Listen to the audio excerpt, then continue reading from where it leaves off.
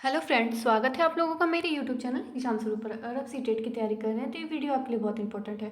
और ये वीडियो है आपका क्लास 6 का एनसीईआरटी का, यानी क्लास 6 जो एनसीईआरटी है आपकी, उसका आपका सामाजिक और राजनीतिक जीवन का आपका पहला चैप्टर, यानी विविधता की समझ। ठीक है, तो ये एनसीईआरटी बेस है आपका, यानी जो आपकी न्यू एनसीईआरटी है, ये जो आपकी न्यू एनसीईआरटी है 2023 और 24 की, उसका आपका पहला लेसन है, यानी सामाजिक और राजनीतिक जीवन का आपका पहला लेसन है। और ये क्लास 6 की एनसीईआरटी है।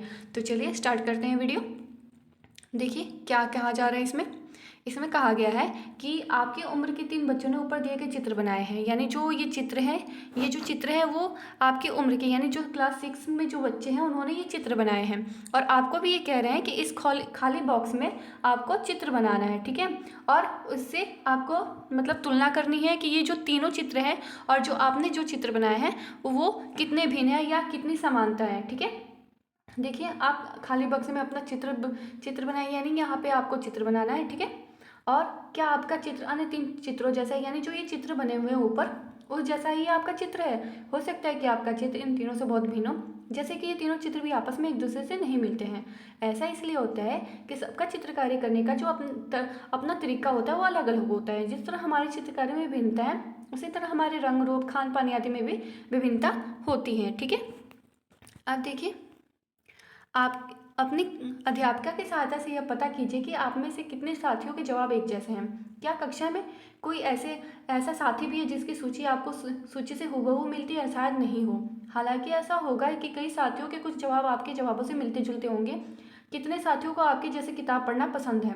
आपकी कक्षा में विद्यार्थी कुल मिलाकर कितनी भाषाएं बोलते हैं? इनमें अब तक आपको यह अंदाजा हो गया होगा कि कई मामलों में आप अपने साथियों की तरह हैं और कई मामलों में आप उनसे बिल्कुल ही भिन्न है। ठीक है, और उसके बाद है आपका, देखिए, दोस्ती करना। दोस्ती करना क्या होता है? तो देखिए, दोस्ती करना है कि क्या ऐसे इंसान से दोस्ती करना आपके लिए समान होगा जो आपसे बहुत भिन्न है? नीचे दी गई कहानी पढ़े और इसके बारे में सोचें।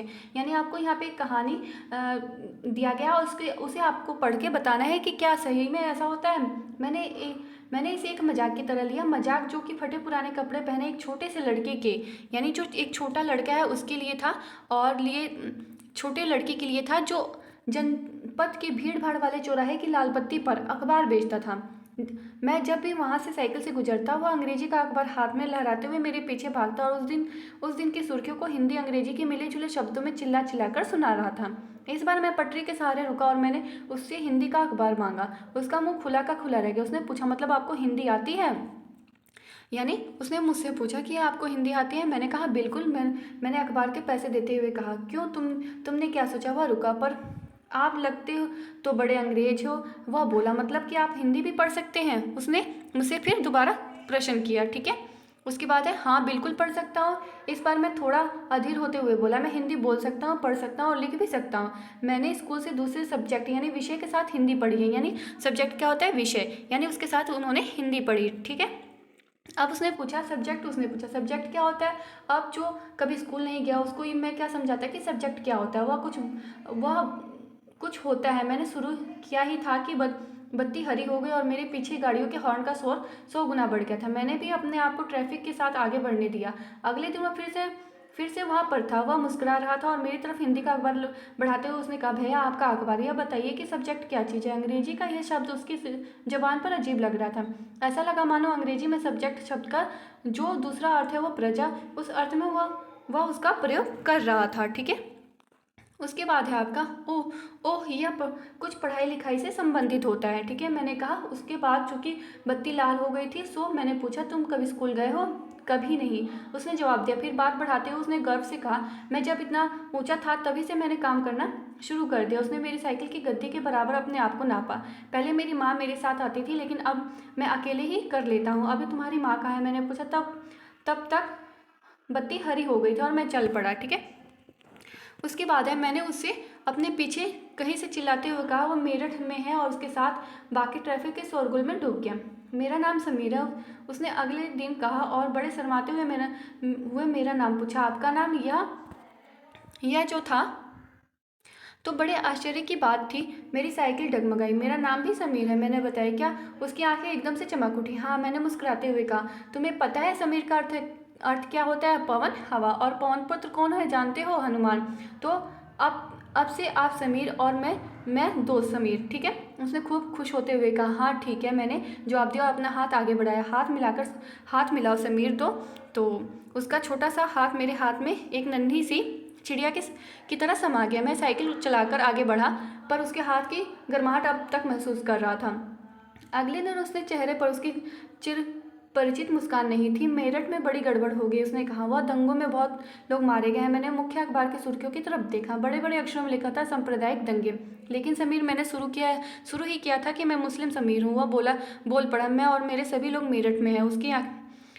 मेरे और भी सभी लोग मेरठ में हैं। उसकी आंखें भर आई थी। जब मैंने उसे कंधे पर हाथ रखा, उसने नज़र ऊपर नहीं उठाई थी। उसके बाद है, अगले दिन वो चौराहे पर नहीं था। ना ही अगले दिन वह दिखा और ना ही आगे फिर कभी। अंग्रेजी या हिंदी का कोई अखबार मुझे नहीं बता सकता कि मेरा समीर 2 आखिर कहाँ गया, ठीक है। उसके बाद है आपका, ये आपकी एक स्टोरी थी, ठीक है। स्टोरीज के माध्यम से बताया गया है कि दोनों समीर में कितनी भिन्नताएं हैं। जहाँ समीर एक को अंग्रेजी ज़्यादा अच्छी आती थी, वहीं समीर 2 हिंदी बोलता था। हालांकि दोनों की भाषाएं अलग है, फिर भी दोनों एक दूसरे से बात कर पाए। उन्होंने इसके लिए प्रयास किया क्योंकि उनके लिए बात करना महत्वपूर्ण था। समीर 1 और समीर 2 की धार्मिक और सांस्कृतिक पृष्ठभूमियाँ भी अलग अलग है। जहाँ समीर एक हिंदू है, वहीं समीर 2 मुस्लिम है। दोनों में दोस्ती हुई क्योंकि दोनों दोस्ती करना चाहते थे। खान पान, पहनावा, धर्म, भाषा आदि की ये भिन्नताएं विविधता के पहलू हैं, ठीक है।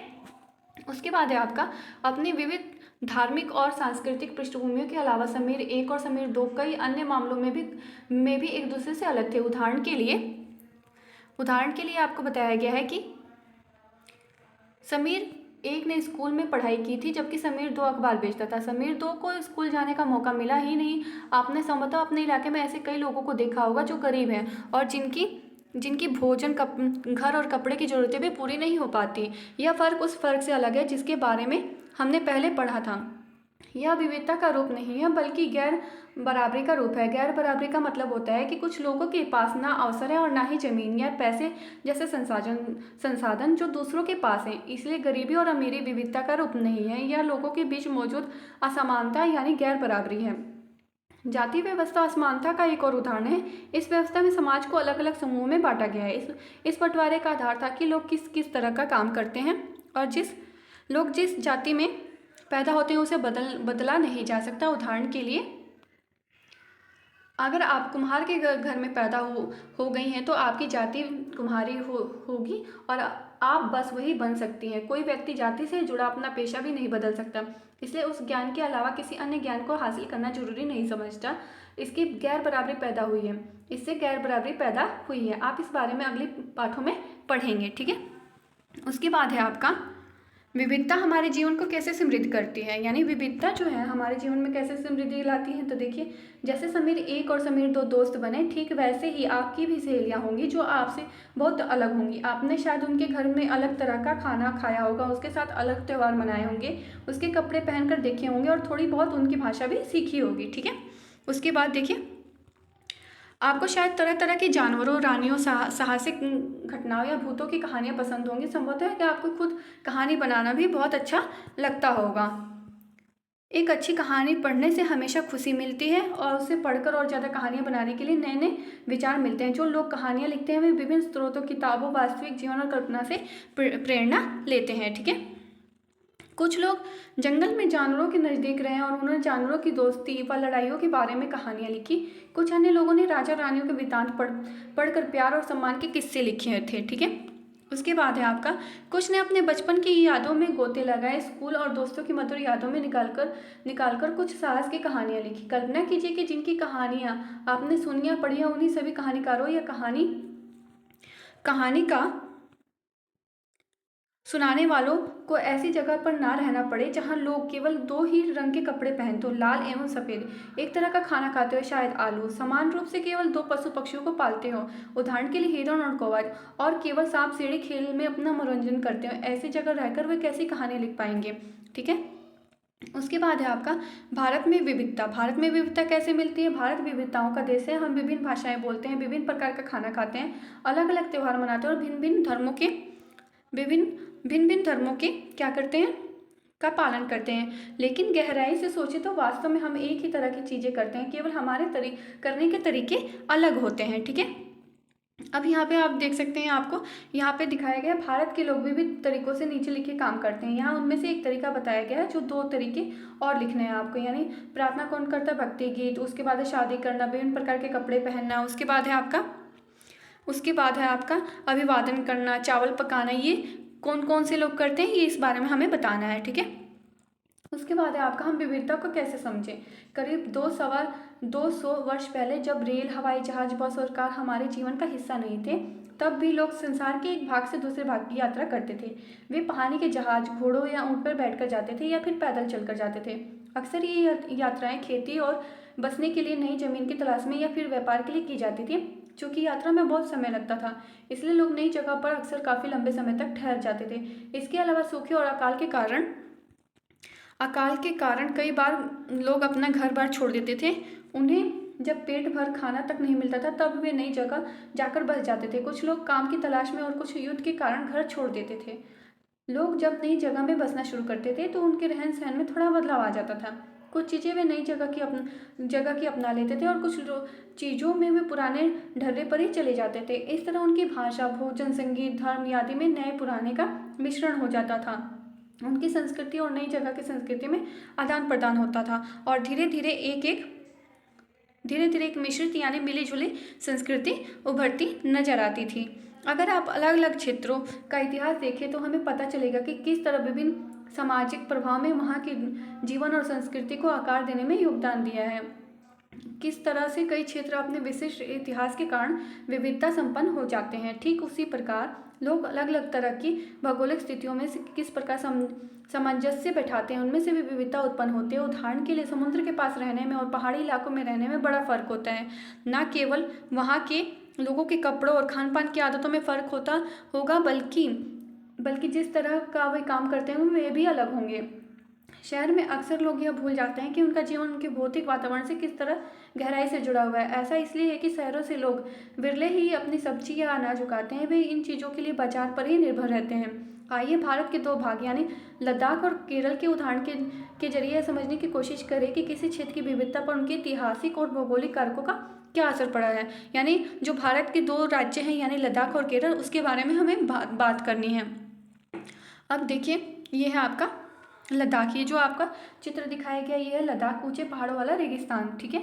तो देखिए इसमें क्या कहा गया है, इसमें कहा गया है रेगिस्तान होने का यह मतलब नहीं है कि व्यापारी यहाँ आने के लिए यहाँ से है आपका, देखिए यहाँ से आपका लद्दाख जम्मू कश्मीर के पूर्व में पहाड़ियों में बसा हुआ एक रेगिस्तानी इलाका है। यहाँ पर बहुत ही कम खेती संभव है क्योंकि इस क्षेत्र में बारिश बिल्कुल नहीं होती और यह इलाका हर वर्ष काफ़ी लंबे समय तक वर्ष से ढका रहता है। इस क्षेत्र में बहुत ही कम पेड़ उग पाते हैं। पीने के पानी के लिए लोग गर्मी के महीनों में पिघलने वाले बर्फ पर निर्भर रहते हैं। यानी वहाँ पे क्या होता है, पूरा साल बर्फ ही पड़ी रहती है, ठीक है। यहाँ के लोग एक खास किस्म की बकरी पालते हैं जिससे पश्मीना ऊन मिलता है। या लद्दाख में ये आपको क्वेश्चन पूछा जा सकता है कि लद्दाख में ऐसे कौन सी बकरी है जिससे पश्मीना ऊन मिलता है, या जो पश्मीना ऊन है वो किस राज्य में मिलता है, भारत के किस राज्य में मिलता है। ऐसे भी क्वेश्चन आपको पूछे जा सकते हैं, ठीक है। उसके बाद है आपका यह ऊन कीमती है इसलिए पश्मीना शाल काफ़ी महंगी होती है। लद्दाख के लोग बड़ी सावधानी से इस ऊन को इकट्ठा करके कश्मीर के व्यापारियों को बेच देते हैं। मुख्यतः कश्मीर में ही पश्मीना शालें बुनी जाती हैं। यहाँ के लोग दूध से बने पदार्थ जैसे मक्खन, चीज़ यानी खास तरह का छेना एवं मांस खाते हैं। हर एक परिवार के पास कुछ गाय, बकरी और याक होती हैं, ठीक है। उसके बाद है आपका रेगिस्तान होने का यह मतलब नहीं है कि व्यापारी यहाँ आने के लिए आकर्षित नहीं होते। लद्दाख तो व्यापार के लिए एक अच्छा रास्ता माना गया है क्योंकि यहाँ कई घाटे हैं जिसमें गुजर कर मध्य एशिया के काफिले इस इलाके में पहुँचते हैं जिसे आज तिब्बत कहा जाता है। ये काफिले अपने साथ मसाले, कच्चा रेशम, दरिया आदि लेकर जाते हैं, ठीक है। लद्दाख के रास्ते बौद्ध धर्म तिब्बत पहुंचा। लद्दाख को छोटा तिब्बत भी कहा जाता है। उसके बाद है आपका करीब 400 साल पहले यहाँ पर लोगों का इस्लाम धर्म से परिचय हुआ था और अब यहाँ अच्छी खासी संख्या में मुसलमान रहते हैं। लद्दाख में गानों और कविताओं का बहुत ही समृद्ध मौखिक संग्रह है। तिब्बत का ग्रंथ यानी केसर सागा तिब्बत का कौन सा ग्रंथ है, तो तिब्बत सागा तिब्बत का ग्रंथ है। लद्दाख में काफ़ी प्रचलित है। उसके स्थानीय रूप को मुसलमान और बौद्ध दोनों ही लोग गाते हैं और उस पर नाटक खेलते हैं। उसके बाद है आपका देखिए केरल। यहाँ पे आपको केरल का एक चित्र दिखाया गया है। ये मछली पकड़ने का चीनी जाल होता है, ठीक है। यहाँ पे आपको चीनी जाल दिखाया गया है मछली पकड़ने के लिए, ठीक है।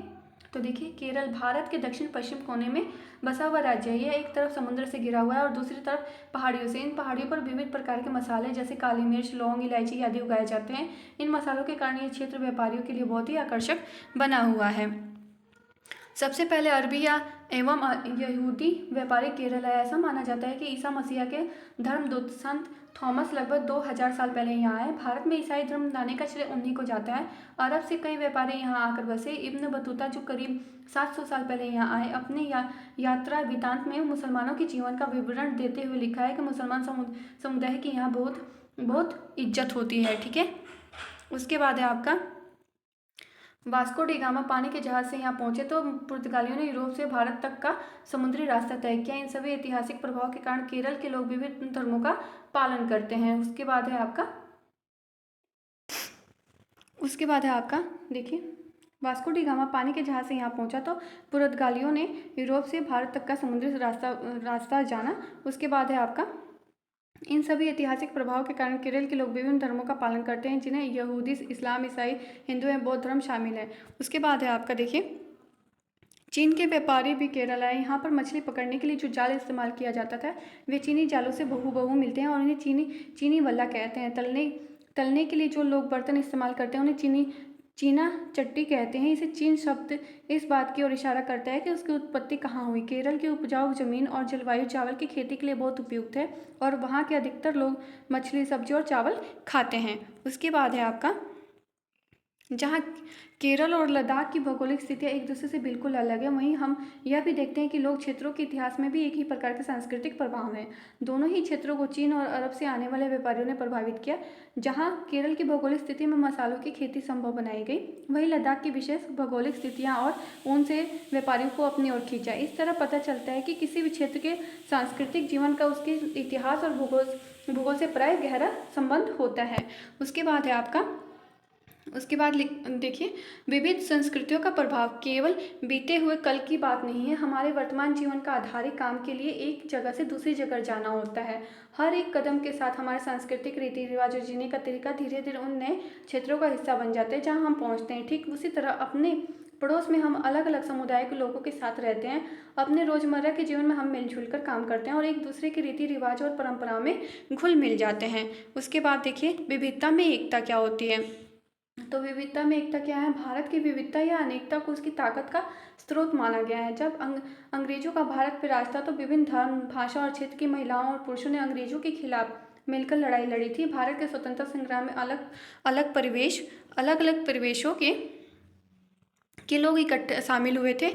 उन्हें एकजुट होकर आंदोलन किया, इकट्ठे जेल गए और अंग्रेजों का अलग अलग तरीकों से विरोध किया। अंग्रेजों ने सोचा कि वे अब भारत के लोगों में फूट डाल सकते हैं क्योंकि उनमें काफ़ी विविधताएं और इस तरह उनका राज चलता रहेगा। मगर लोगों ने दिखला दिया कि वे एक दूसरे से चाहे कितने भी भिन्न हो, अंग्रेजों के खिलाफ लड़ी जाने वाली लड़ाई में वे एक ही साथ होते हैं। ठीक है, उसके बाद देखिए यहाँ पे आपको एक दिया गया जो गीत है देखिए, दिन खून के हमारे प्यारे ना भूल जाना, खुशियों में हम अपनी आंसू बहा के जाना, सैयद ने हमारे चुन चुन के फूल तोड़े, वीरान इस चमन में कोई गुल खिला के जाना, दिन खून के हमारे प्यारे भूल न जाना, गोली खा के सोए जलियांवाला बाग में, हम सुनी पड़ी कब्र पर दिया जला के जाना, दिन खून के हमारे प्यारे भूल न जाना।